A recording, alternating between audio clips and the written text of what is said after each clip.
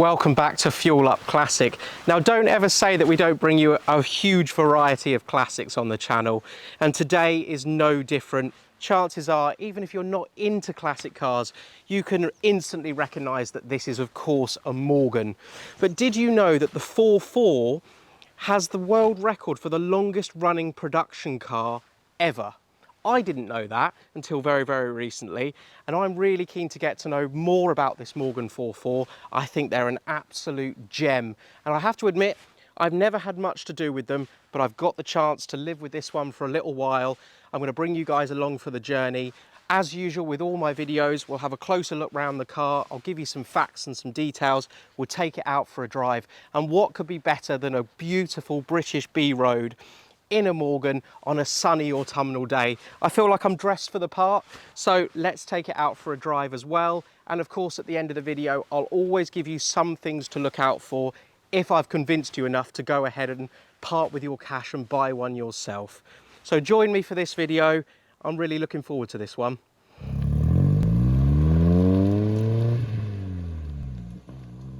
So I'm behind the wheel of a Morgan 4.4. And what do you need to know at home about this, probably one of the most recognisable British classic cars in the world? Well, the 4.4 name, for starters, well, that's really simple how that came about. Prior to this, Morgan only offered a three-wheeler with a two-cylinder engine. And then they thought, well, we need to do a car with four wheels, so what should we call it? Well, we'll call it the 4.4 because it's got four wheels and it's got four cylinders. And that's really as simple as that. And the name stuck all the way through. And when I mean all the way through, I do mean a truly impressive production run. 1936 all the way through to 2018.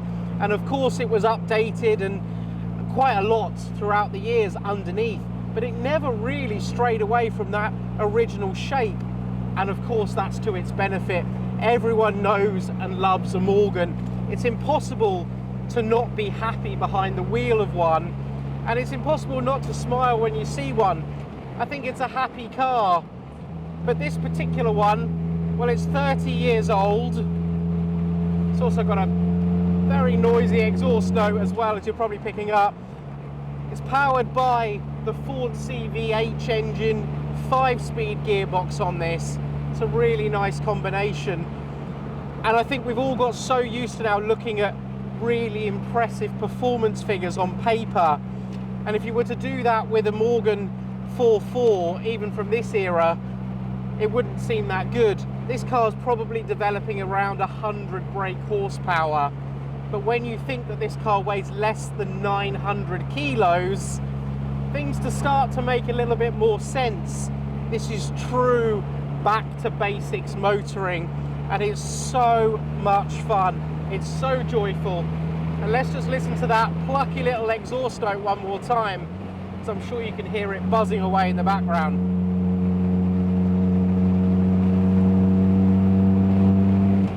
I'm not even going that fast, but you don't have to.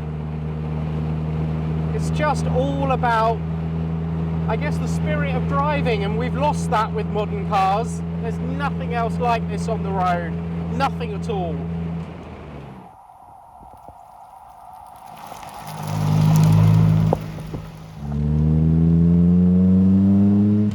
Just get it up to speed, so it'll be too loud.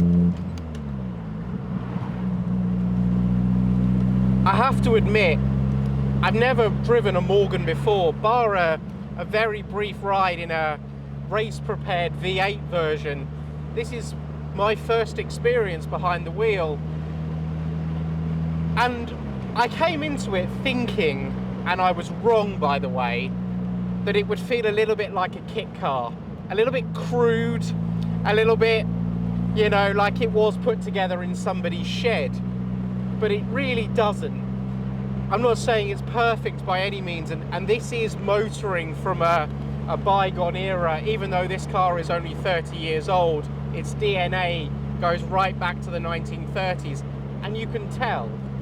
But thankfully, it's really, really good fun. The interior of this car, once you've clambered in, and It's certainly not a glamorous experience getting in and out the car, but once you're in, it's such a lovely place to be. Of course, you sit nice and low. This steering wheel is almost sort of straight up in front of you, no adjustment whatsoever. The pedals, well, the clutch and the brake are floor mounted, and the accelerator is very tightly squeezed in there on the right hand side. There's not a huge amount of space. I've chosen the wrong shoes today to drive this car, but I have got used to it now. And one of the most impressive things with this car as well, I thought, again wrongly, with along going down that kit car route, that it might feel like that it would be full of squeaks and rattles and just not a nice fit and finish. And it's not like that at all. There's no squeaks, no rattles. Everything feels really, really properly put together in here. It does feel like a quality product. But of course, you don't enter Morgan ownership without understanding its limitations. And as I say, these cars were updated quite a lot over the years. There was a number of Ford power plants that powered these versions, and there's really many different variants you can have, and of course performance figures got better and better as the car went on and on. But there's still some things that remind you of its history, its DNA. For example, there's no windows on this car. You just fit the side screens on. Yes, you can slide things open for a bit of extra ventilation, but to anyone that doesn't come from this sort of era of motoring, it can be a bit of a shock. There's a few quirks as well. Triple windscreen wipers, and they are absolutely tiny. What a fun little feature. The dashboard, fantastically simple. I've got 4 dials here that tell me all the crucial things I need to know. Speedo, rev counter. That's it. There's nothing else in here. There's nothing electric. It really is bare bones motoring. But it doesn't feel like a sacrifice. The ride is particularly good. I thought it would be a bouncy and crashy old thing, but it isn't. It actually soaks up the bumps really, really well, and the steering is wonderfully precise. It's super light, not forgetting that these are skinny little tyres on this car, so you can position it so easily. It really isn't hard work to drive at all.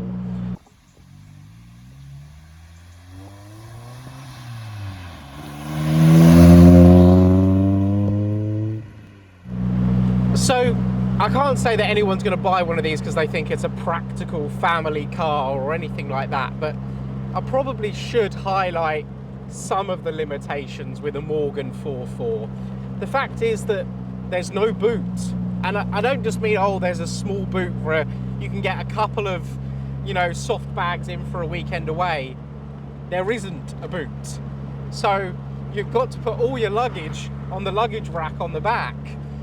The side screens, as I've mentioned, well, they work really well and they do a great job. And obviously the joy that comes from this car is having the screens off, the roof down on a lovely sunny day. You try driving one of these in the pouring rain, it's not that much fun at all.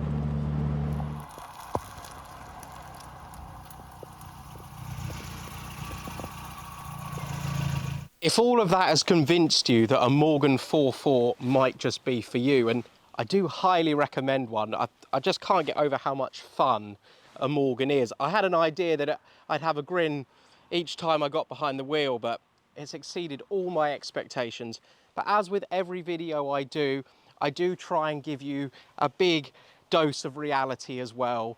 Let's not forget, this is a hand-built British sports car, and there are always going to be things to look out for. I want people to go into classic car ownership with their eyes open, and therefore they're not going to have any nasty surprises further down the line. So of course, I'll just talk you through some of the absolute basics to look out for if you're thinking about buying your very own Morgan. But it's worth considering as well, there is a number of great clubs with cars like this, and there's a number of great specialists that will inspect any car that you're thinking about purchasing. But for the purposes of this video and for a little bit more information, I'll just run you through some of the basic things to check on a 4.4. So any Morgan 4.4, the first thing you want to be doing is inspecting that steel chassis underneath. that is something that can corrode over time, and it's not uncommon to find that these cars have been rebuilt once or perhaps even twice in their lifetime. Let's not forget, this car ran in production for an awful long time. But this car is 30 years old and it does have a galvanized chassis. Now that takes an awful lot of the stress and the worry out of corrosion. But don't fall into the trap of thinking that a galvanized chassis will last forever. Anybody that's owned an old Land Rover will know that that's not actually the case. Don't get me wrong, it increases the longevity of the chassis probably by 3 or 4 times that of a conventional steel one, but they won't last forever. So it's still well worth inspecting. A second thing to get onto, traditional Morgan, you know, they are famed for their ash frames. Now, of course, when you've got wood, that is always going to be exposed to the elements and it's going to suffer for it. And replacing things like the ash frame on a 4.4 can be a fairly expensive proposition. So just inspect that as well. Really, you want to get this car to a good known specialist for any check over first. It can save you an absolute fortune. But they're the two big ticket items you need to look out for before you part with any cash for a 4.4. So when it comes to the mechanics on a 4.4, now I'm going to be racking my brain slightly here, and I'm sure there'll be absolute Morgan experts that come along to correct me, but all bar the very earliest examples are largely going to use some sort of Ford-derived engine. And actually that can work in your favour because it's pretty tried and tested. And the thing is, if something does go wrong, it means parts are readily available, and really working on them isn't that difficult. You can see in here that both of these will lift off. You can unbolt these and you've got pretty good access to the engine bay. And I think that's really the key to Morgan's success. These are simplistic cars. There's nothing massively complicated about them. So if you're a bit of a tinkerer at home and you like doing a bit of DIY, it should be a fun car to work on, really.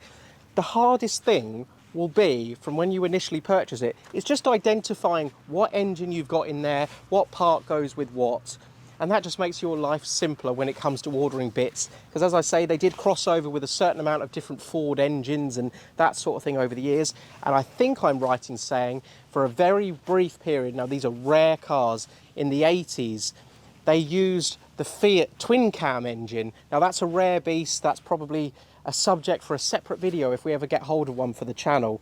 But largely what you need to know, all bar the earliest examples, you're looking at some sort of Ford-derived unit in a 4.4. And of course, there's one last thing to mention when you're checking out any Morgan 4.4. Those beautiful curves and those lines that are synonymous with a Morgan, it's such an instantly recognisable car. Well, that does mean if anything on this needed significant bodywork, well, it's pretty expensive. So you do want to be checking out the car all the way around, making sure that body works right, making sure the panel gaps are good, there's no sign of accident damage, that kind of thing. All standard practice, just things get a little bit more elevated when you're dealing with such a beautifully crafted car. It's hard to replicate when you're going through a restoration process. So you want a car that's really, really good. It's been loved and cherished, as so many of these have. You've got to be a bit of an enthusiast to have a Morgan, so the chances are people that have owned them have looked after them in the past. I think this one's a really great example, and as usual, I always try and show you some of the best examples on the channel. It acts as a benchmark.